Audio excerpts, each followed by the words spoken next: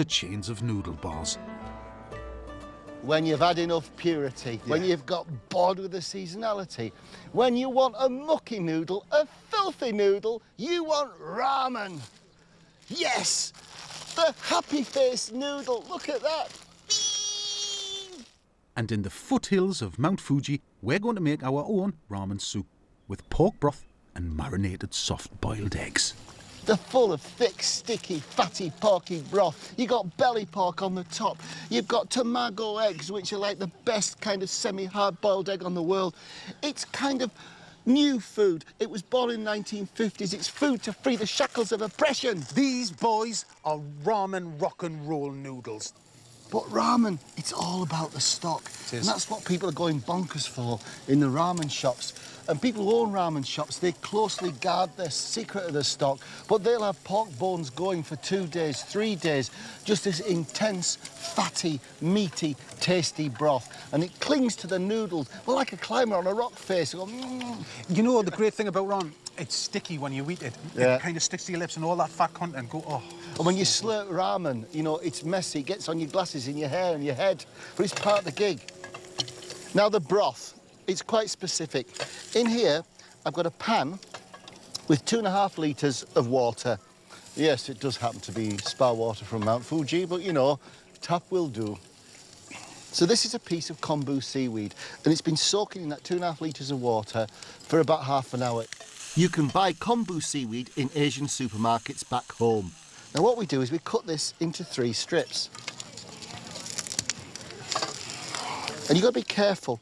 You put this in here and we bring this to the boil. As soon as it's on the boil, we take the kombu out and discard it. If you boil it with the kombu in, it's going to taste like a fisherman's Wellington, and that's not the effect we're after. And there we are. That's just coming to a nice poach. Remove the kombu and add some sake. Dried shiitake mushrooms, an onion, ginger and some tuna flakes, which you can buy in Asian supermarkets or online. I love these big chopsticks. I feel proper. This dish has regional variations, and round here they love pork ramen. So what I'm doing is I'm just rinsing the grease off, because what we want to do is we don't want any of that really to go into our stock. Oh, we want the pure flavours, you know. There you are, dear fellow. And in they go. Cover that up. The stock needs to bubble away for 3 hours. While it's doing its stuff, I'm going to show you something that'll make your ramen look and taste like the real deal. It's a hard-boiled egg garnish, but like everything Japanese, it is the most perfect hard-boiled egg you've ever had. It's run in the middle and it's marinated for 12 hours in Japanese spices. And of course, the Japanese have a gadget for everything. This is something you won't find at home. This is a tamago egg mould. You can have shaped eggs. You can have heart-shaped soft-boiled eggs, star-shaped soft-boiled eggs. It's genius. Pop a soft-boiled egg that's been cooked for exactly 6 minutes into the mould and immerse the whole thing in a marinade of soy, mirin and sake. It's just like pickled eggs in pubs. I like pickled eggs. After 12 hours, yes, I know, 12 hours, you'll have the perfect garnish for your ramen. Simple. Oh, Davidson.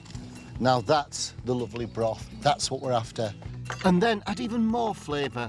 Fresh shiitake mushrooms, ginger and garlic.